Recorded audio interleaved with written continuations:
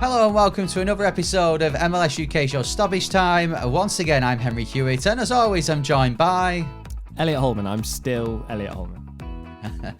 We need to mention, actually, because a few people may be looking at this and going, they're always doing it on Zoom nowadays. Either Henry's in Spain or, you know, they're always on Zoom. We want them back in the studio, as we discovered last week, the world famous MLS UK Show studio.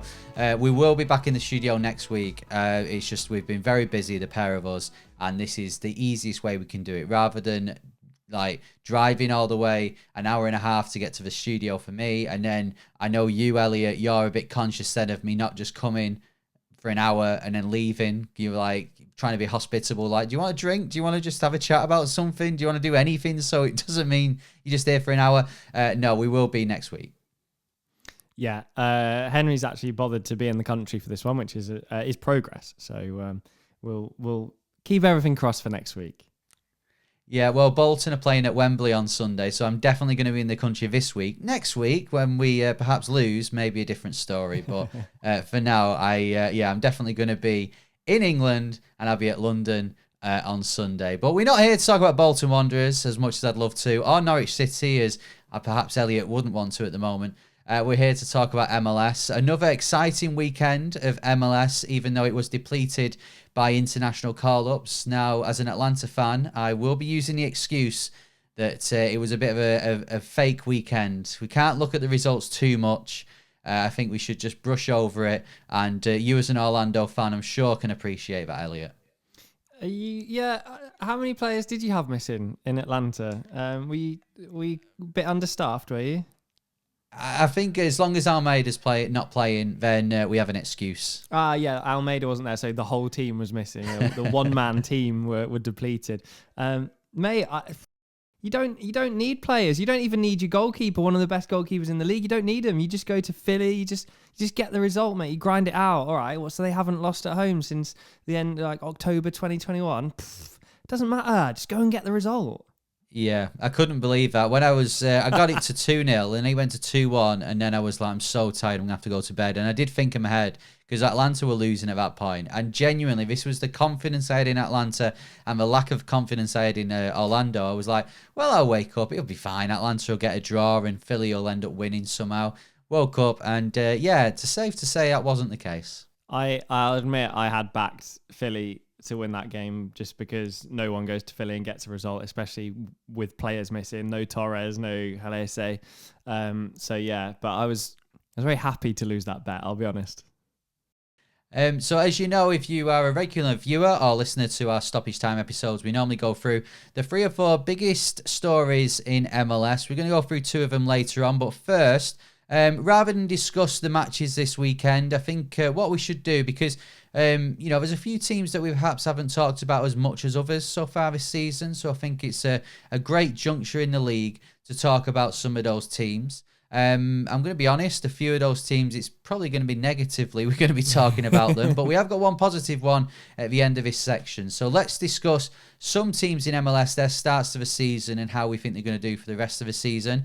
I think we should start with Sporting Kansas City. They got heavily beaten by Seattle 4-1 at the weekend. It's not been the great start, has it, for SKC? We hoped that they might get back to a good season, playoffs after last season's disappointment, and it doesn't look like it's going to be the case at the moment, does it? Yeah, had a lot of away games, but haven't really taken much from them, of course. And they're already in a period of, from last season where the pressure's on ultimately because they need to recover. We're so used to seeing teams bounce back. Teams that had a poor season, the Portland, Seattle last season. Certainly, you would include SKC in that. And you just kind of think, things will be different this year. And we're yet to see it. And I saw some very despondent SKC fans as well on Twitter just saying, it'll be our day one day. But it's not right now, definitely.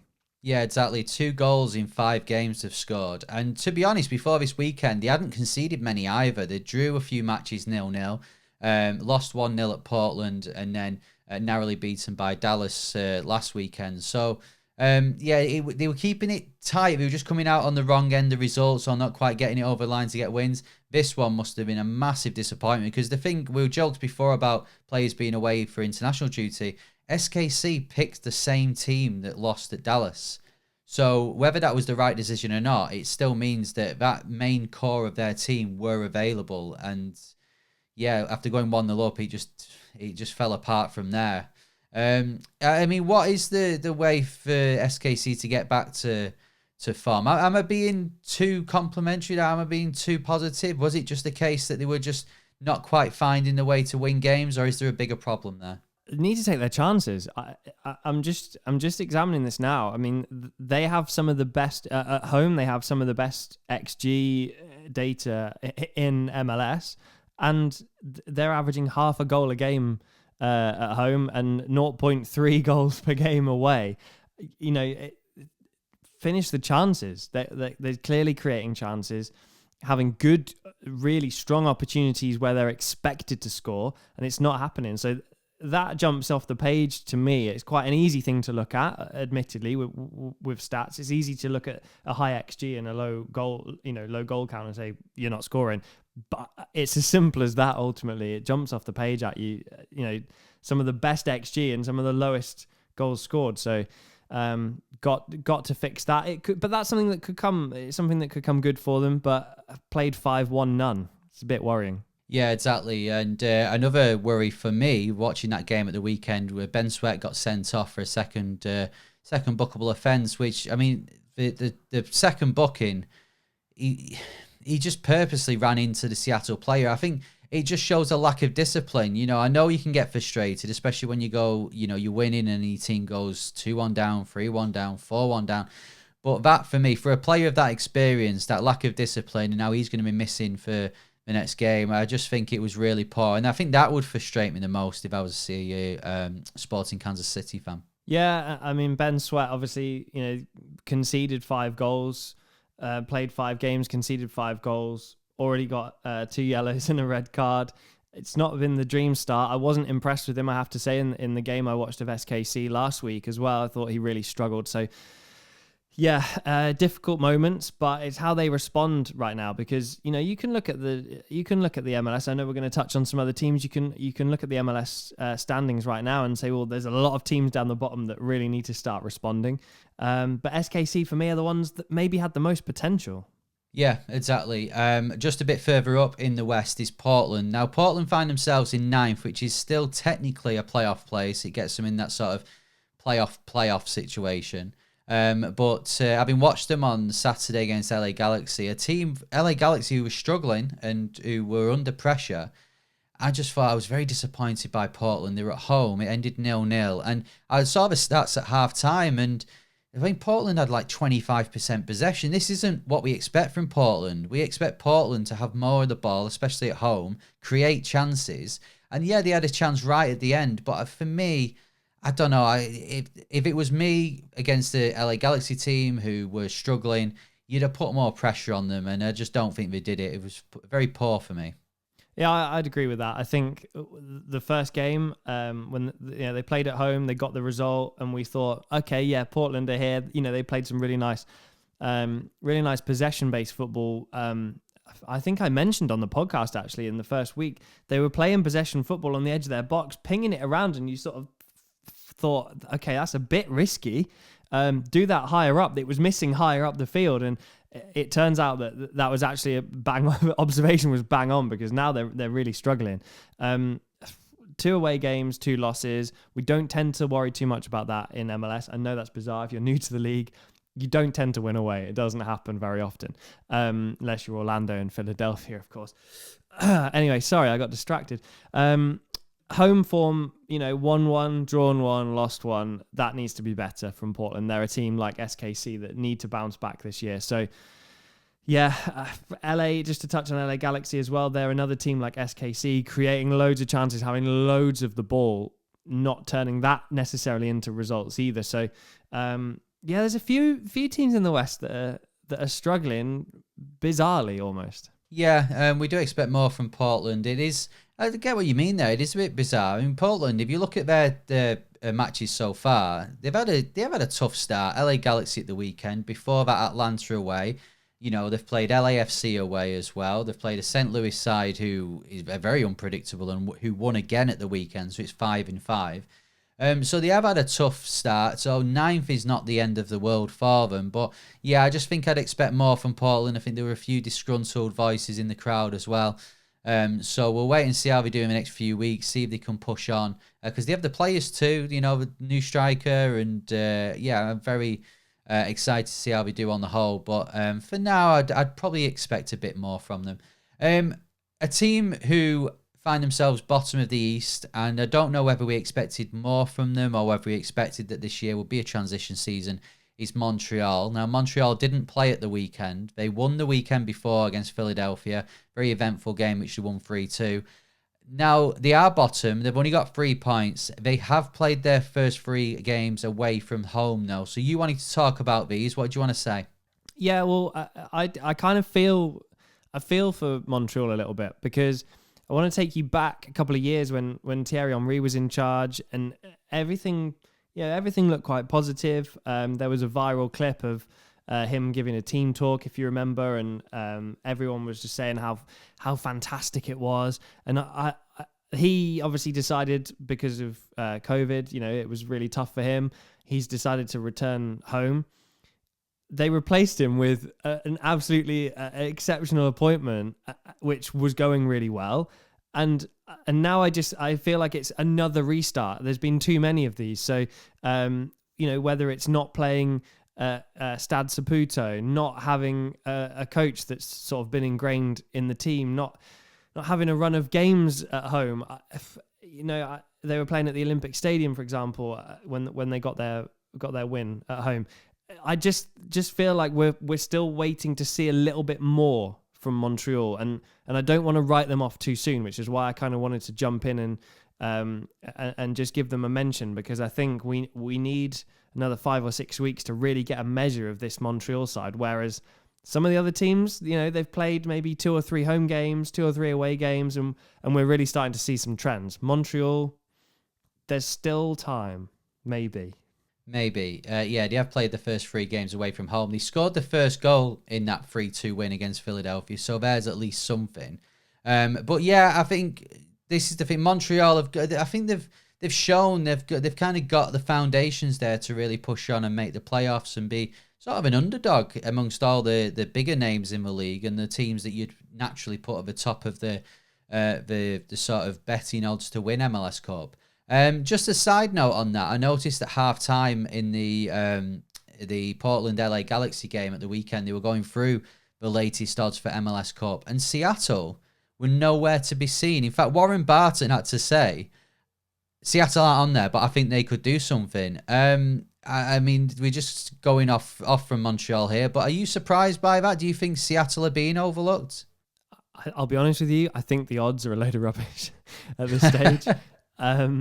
There's some awful anomalies in some of the odds. I think some teams were heavily underestimated before a ball was kicked. Some were heavily overestimated before a ball was kicked. Atlanta, one of the ones that were underestimated, by the way.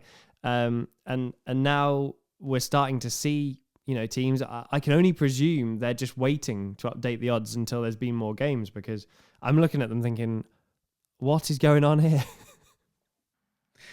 Yeah, it is crazy. We will go through the odds every now and again and look, and I don't think it's even, because in this country you can look at the odds and kind of excuse the bookmakers, because you think, well, do we really know MLS? Are we just going off the bigger names and whatever? And it is an unpredictable league.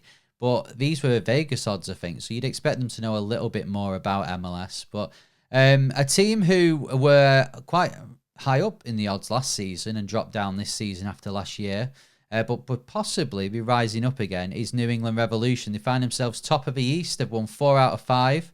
And they won again at the weekend, coming from behind against DC. Have they impressed you so far? Yeah, and it's solid, isn't it? We're talking about home form and away form. It's your home form that's going to get you into the playoffs. It's going to get you that supporter shield if you're really pushing for it. Played 2, 1-2, scored 4, not conceded as well, which is the really impressive thing for New England Revolution at home. And even away, getting a good grasp on. Obviously played 3 away games, won 2 of those as well, which for me I just think is an exceptional start. Nobody really is anywhere near that in terms of the start they've made this season. All jokes aside about Philly, there's been a couple of surprising results from Philly this season. LAFC, of course, not steamrolling like we're used to seeing. So New England Revolution are back, and when you look at the underlying stats, not just those wins, the underlying stats really, really do point to a positive season for them. So there we go. That was us looking through 4/5. If you count Seattle's starts to the season, we'll be looking at more teams throughout the next few weeks on the MLS UK show. Right, let's have a look at some of the other trending topics in MLS over the last 7 days. This first one really intrigued me. We talk about Lionel Messi potentially coming to MLS every single Stoppage Time episode, it feels like. Until he comes, that's going to be the case. And then after that, it'll just be talking about him being here. But this news story is broke this week, which is really fascinating. I want to get your opinion on it as a supporter of potentially a team who would be the rival team to the team that he's going to be playing for. Apparently, every single MLS team could be pitching in to pay a bit of his wages. This is a very MLS. MLS is probably the only league that would even think about this. What do you think? Ridiculous. MLS gonna MLS for everything they give us that's good. All of a sudden, they pop up with a new playoff format, and we're going to bring a player, give him to Miami, but you all have to pay for it. Just ridiculous. If MLS want Messi, and it's going to take some bending of the rules, I kind of don't mind it, as ridiculous as that sounds. But I think when you're then having to get everyone to pay for it, when Don Garber's charging millions and millions and millions to these teams to join the league, you got the money. You don't need to take it away from existing teams. They're already so constrained by the roster rules. It just seems really bizarre, but MLS does MLS things. Yeah, I can understand it. I can understand it. The league are obviously desperate to get Messi in here, and I can totally get that, and I'm desperate for Messi to play in MLS as well. But I just feel that, where does it end? If you've got every team putting towards Messi's wages, where is it going to end? Is it going to be if say, he does play for Inter Miami, if Inter Miami go to MLS Cup, is it going to be like, well, we kind of need a photo of Messi lifting the trophy? Where is it going to end? Is it going to be ethically disrupts the league and disrupts the ethics of the league and how teams are doing? I don't know. But yeah, I mean, for me personally, if it means Messi coming, then fair dues. I would rather, I'd rather them do something like the Beckham rule, when he came over, make a change in the actual rules rather than get everyone to pay. Just do, change the rules that allow you to have one of these players, or allow, the league to pay a large percentage towards a player's wages, or get Apple to do it. He's going to be having Apple's logo on his arm. He's going to be, selling more season passes. Why don't you just get Apple to pay for it? I don't know. We can say this. I'm sure there's people in the States and Canada who may look on and go, well, this is normal. This is what would happen in NBA if there was a superstar in another league, which I know wouldn't be the case because there's no other big leagues and any other sports. But it was a fascinating article to read, actually, and something that I can see happening. Whether we agree with it, I'm not too sure. Right, the next story is, and this is for me a bit of a concerning one for MLS, actually. So it was the internationals this weekend. US beat El Salvador on Monday evening 1-0. Before that, they beat Grenada. And it was the first time a competitive US squad has not featured an MLS player. It was mainly through Premier League and Bundesliga stars. I know more players are going over to Europe now from the States, but is this concerning for you? If you look at the unders, 21s, 19s, 17s, 16s, it's full of players from America, playing in America, playing for America. The stat that you've just brought to the show is just baiting me into repeating, the same thing that I've said for the last year. We're letting these players go too early, too soon. Yes, Alphonso Davies was incredible, and yes, he's at that level. But how many of these players go to Europe? They don't play. They don't feature. They're looking desperate to be loaned back. It just highlights that we're sending these players away far too soon. If the league's big enough to have Messi in one breath, then it's big enough to have somebody like Weston McKennie. Chris Mueller left and came back. That was ridiculous. Matt Turner sits on the bench for Arsenal every week. I'm really, you could go on. Pepe, unless they are playing regularly, it's not worked out. So what was the point of it? And I think MLS need to work with US Soccer on that to kind of make. They've done so well to develop these players, but now they need to take that next step to enable them to keep them for at least another 2 or 3 years. I really think it's an eye-opening stat that needs action. Yeah, I mean, Miles Robinson of Atlanta did play against El Salvador, so it was just a one-off. But even that shows that in the squad itself, a 23-man squad, there was not nearly enough MLS players. I mean, it's difficult for us because we're talking as England supporters, and as everyone knows, the vast majority of England squads, for my lifetime, let alone anyone else's, have always been players who have been playing in England. Like at the moment, you look and it's Jude Bellingham. He's probably the only one, I may be wrong with that, but he might be the only one who's in the team and in the squad who doesn't play in the Premier League. Obviously there's a case for that. That Arsenal youth player who's on loan at Reims, who he seems to be holidaying in Orlando conveniently at the moment.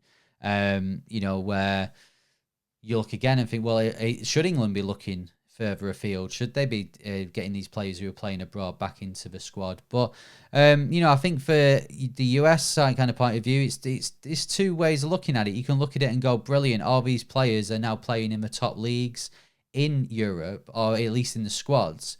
Well, then at the same time, you think, well, are they playing enough? Are they getting that competitive action? Like Matt Turner is a great goalkeeper. Has he played once or twice for Arsenal? Like the first time I saw him kick a ball in months was when he did his gender reveal on the pitch on Monday night. So, should he be looking and thinking, should I be moving and playing for a team more? You look at Zach Steffen, who went to Man City and now he's playing at Middlesbrough, but he's probably not going to go back to Man City and it's not worked out for him there. So you can look at it both ways. I'm sure US fans will be happy that their players are playing in Europe, but at the same time, I think, I don't know, I do miss that sort of MLS feel to it. The people who are playing in America regularly, they have that sort of homegrown field a bit more. I don't know. I'm fascinated to know if there's any US men's national team fans, which I know they are, who listen to this podcast. Let us know. Speak to us in the comments on YouTube. Tweet us at MLS UK Show. What do you think? Are you happy for this? Do you not care? Or are you a bit concerned that there isn't as many MLS players in the US team? I suppose if the US do well in the World Cup, it won't matter one bit, will it, Elliot? I also think when we're talking about that Messi money, I would prefer the team, if teams are having to put money forward, I would prefer it to go into some scheme that enables MLS to be one of those elite leagues, to keep these players. You say they probably think it's great that all their players play in Europe and the Premier League, but MLS could be that if they held on to them. It's kind of cutting off your nose to spite your face. If they actually used that money wisely, they could keep these players. So personally, I love Messi. He's my favorite player ever. I think he's incredible. If everyone's having to chip in to get him to play in MLS, I'd rather that money be spent on developing the league and making sure things like this don't happen again. Well, we'll have to watch this space over the next few years and see, hopefully, if we can bring some of those US players back to MLS and they can flourish in the league that is Major League Soccer. Right, that's almost it from us for this episode of Stoppage Time. A big shout out to our sponsors, soccer90.com, who's continued to support the podcast, and we're very grateful to them. If you want 20% off on their website, go to soccer90.com, and when you've chosen what you want, whether it be international shirts, whether it be Premier League soccer shirts, MLS shirts, other shirts around Europe, if in the checkout you type in the discount code MLS UK, you get 20% off. Yeah, make sure you go and check them out. I've seen a lot of fans in the UK with their MLS shirts arriving this week, and they're all doing lovely posts, and some of them are so amazing. Such good shirts this year. So yeah, soccer90.com, go and check them out. Yeah, and if you want to hear our views on each shirt, well, not ours, but my wife Poppy's, then go back and listen to or watch on YouTube our first episode of this series, our MLS 2023 preview show, where she goes through and gives her unique opinion on each of the new MLS jerseys. Right, if you have enjoyed this episode or any other episode of the MLS UK show and you're listening on your podcast provider, don't forget to subscribe. Don't forget to leave us a rating. We really appreciate it. But Elliot, there's one rule and one rule only. 5 stars only. LA Galaxy style. If you're watching on YouTube, please give us a like. Please click the notification bell. And also, please subscribe. If you don't subscribe to us, which there's quite a few people who watch the episodes but don't subscribe, please subscribe. We really need you to subscribe. We have got 980 subscribers as we speak. And I think people know us well enough now, Elliot, for us to be honest with them. And we can't start earning money. And I don't mean big money. This will be small amounts of money. But we can't start earning money from YouTube until we have 1,000 subscribers. So we are really close. Our watch hours are close as well. So when you subscribe, just leave it on in the background. Just watch every single episode. Just keep it going. Let them hours roll up. But that would really help us out and help us grow the podcast. So we'd really appreciate that. So yeah, don't forget to subscribe. Get us over 1,000. And yeah, we can then maybe officially call ourselves YouTubers, Elliot. I think we're a long way from that, to be honest. I think we're better people than that as well. True. We're TikTokers. We're on TikTok at MLS UK Show. I think we're way better than that as well. Yeah. Although I noticed one of the comments on one of our videos on TikTok this week was like, because of our English accents talking about MLS, the guy was like, I can't decide whether they're, whether they're being serious or not, or whether this is a con. I don't know. No, we are serious. We do love MLS, and we love talking about it. Rarely that we are serious, but we try our best. I'll leave it at that. Right, I've been Henry Hewitt. And I've been Elliot Holman. We'll catch you next time. See ya.